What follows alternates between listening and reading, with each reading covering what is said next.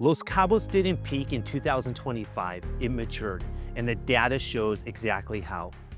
Combining Cabo San Lucas, San Jose del Cabo, and both corridors, Los Cabos generated about $1.1 billion in closed sales, nearly 60% of the state's total volume.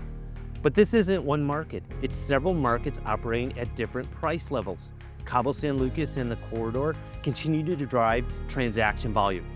For ultra-luxury pricing, the San Jose Corridor led the year with an average sales price near $3.2 million. Across the region, the overall average price sits around $970,000, the clearest sign that Los Cabos is no longer emerging. It's a mature, global, competitive market.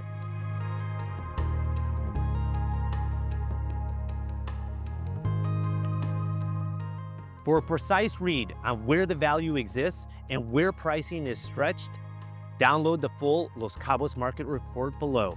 If you're making a move this year, reach out, because strategy matters more than ever.